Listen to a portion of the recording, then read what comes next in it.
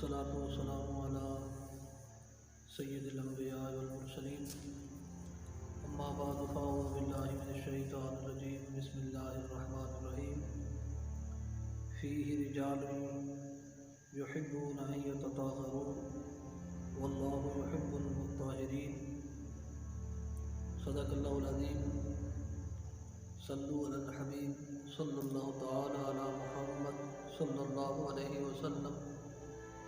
ناظرین، آپ دیکھ رہے ہیں اسلامک آئی انفو اور ہمارا ٹاپک ہے اسلام کے بارے میں 100 سوال، اور آج 22واں سوال ہے، اور سوال ہے وضو کی اہمیت کیا ہے؟ وضو کی اہمیت کیا ہے؟ برادران اسلام ایک پاکیزہ دین ہے۔ اللہ تعالیٰ کا یہ پسندیدہ دین ہے، اور یہ طہارت اور نظافت کو بہت اہمیت دیتا ہے، اور وضو ایک طہارت کا اور نظافت کا ایک اہم ذریعہ ہے۔ تو جہاں اسلام نے انسان کی باطنی پاکیزگی اور صفائی کا حکم دیا ہے، وہاں پہ اسلام نے ظاہری پاکیزگی اور صفائی کا بھی اہتمام رکھا ہے، حکم فرمایا ہے۔ اور اللہ کریم پاک رہنے والوں کو پسند فرماتا ہے۔ قرآن کریم میں اللہ پاک نے فرمایا، ان اللہ یحب التوابین ویحب المتطہرین۔ فرمایا بے شک اللہ تعالیٰ توبہ کرنے والوں کو دوست رکھتا ہے اور صاف ستھرے رہنے والوں کو دوست رکھتا ہے۔ تو برادران اسلام، صفائی اور پاکیزگی ایمان کا حصہ ہے، نصف الایمان ہے یا شطر الایمان ہے۔ تو برادران اسلام،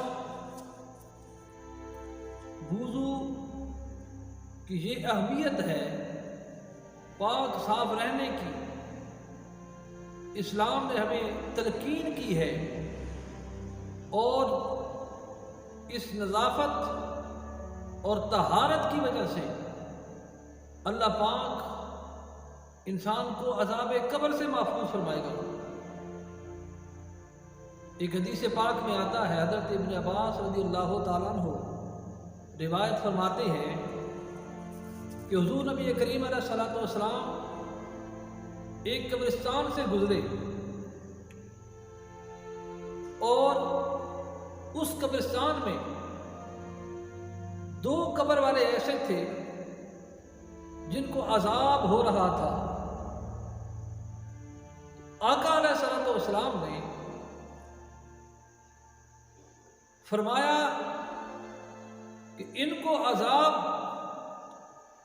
کسی کبیرہ گناہ کی وجہ سے نہیں ہو رہا ہے، بلکہ ایک کو اس لیے عذاب ہو رہا ہے کہ یہ اپنے پیشاب کے چھینٹوں سے نہیں بچتا تھا، طہارت کا خیال نہیں رکھتا تھا، طہارت کا انتظام نہیں کرتا تھا، اور دوسرا چغلی کھاتا تھا۔ تو پھر آقا علیہ الصلوۃ والسلام نے درخت کی ایک شاخ کو کاٹا، اس کو 2 حصوں میں تقسیم کیا، ایک شاخ کو ایک قبر پہ رکھ دیا، دوسرے حصے کو دوسری قبر پہ رکھ دیا، اور فرمایا کہ جب تک یہ شاداب رہے گی، اس کے یہ اللہ کا ذکر کرے گی، اور اللہ کے ذکر کی وجہ سے ان کے عذاب قبر میں تخفیف ہوگی۔ تو برادران اسلام، اس حدیث پاک سے بھی طہارت کی اہمیت، وضو کی اہمیت واضح ہو رہی ہے، اور ایک حدیث پاک میں یہ بھی آتا ہے کہ حضور نبی کریم علیہ الصلوۃ والسلام فرمایا کہ جب کوئی شخص وضو کرتا ہے تو جب وہ ہاتھ دھوتا ہے تو اس کے ہاتھ کے گناہ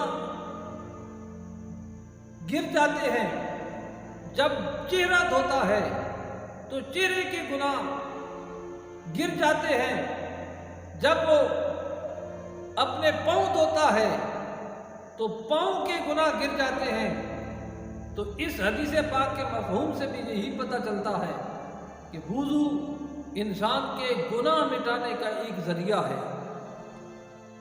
اور اسی طرح بے شمار احادیث پاک ہیں جن میں وضو کی فضیلت اور اہمیت بیان کی گئی ہے۔ برادران اسلام، وضو کی فضیلت کے ساتھ ساتھ وضو کے فرائض، وضو کی سنن کو بھی جاننا چاہیے، وضو کے طریقے کو بھی جاننا چاہیے کہ وضو کیسا کرنا ہے۔ تو آج کے اس ویڈیو میں صرف وضو کے فرائض آپ کے سامنے بیان کرتا ہوں کہ وضو کے فرائض کیا ہے۔ وضو کے 4 فرائض ہیں، 4 فرض ہیں۔ نمبر 1، اپنے ہاتھ دھونا کونیوں سمیت۔ نمبر 2، چہرہ دھونا پیشانی کے بالوں سے لے کر ٹھولی کے نیچے تک، اور ایک کان کی لو سے دوسرے کان کی لو تک، یہ سارا ایریا یہ دھونا فرض ہے۔ اور تیسرا، چوتھائی سر کا مسح کرنا، یہ بھی وضو کا فرض ہے۔ اور پاؤں ٹخنوں سمیت دھونا، یہ وضو کے 4 فرض ہیں جو ہر مسلمان کو یاد ہونے چاہیے، اور ان فرائض کا خصوصی خیال بھی رکھنا چاہیے۔ اور برادران اسلام، طہارت، وضو کی اہمیت کے حوالے سے یہ بھی ہے، ایک حدیث پاک کے مفہوم کے مطابق جو شخص 5 وقت یا وقتاً فوقتاً امت نبی میں سے وضو کرتا رہتا ہے تو قیامت کے دن اس کے جو یہ اعضائے وضو ہوں گے یہ روشن ہوں گے، یہ روشن ہوں گے، یہ منور ہوں گے۔ اور آج تو سائنس نے بھی بتا دیا کہ اسلام نے جو طہارت کا مقام بیان فرمایا ہے اس کی اہمیت کیا ہے۔ اب جو حال ہی میں وبائی مرض کرونا وائرس دن بدن پھیل رہی ہے، اس کی احتیاطی تدابیر میں سے ایک تدبیر یہ بھی ہے کہ انسان اپنے ہاتھ، اپنے منہ، اپنے اعضائے وضو کو دھوتا رہے، باوضو رہے، تو اس مرض سے بھی، اس وبا سے بھی انسان بچ سکتا ہے۔ تو برادران اسلام، اسلام نے جن جن چیزوں کا حکم دیا ہے اس میں کئی حکمتیں پوشیدہ ہیں، کئی راز پوشیدہ ہیں۔ تو اللہ کریم ہمیں اسلام کی صحیح سمجھ عطا فرمائے اور پھر اس نورانی پیغام پہ عمل کی توفیق عطا فرمائے۔ آمین ثم آمین، والسلام۔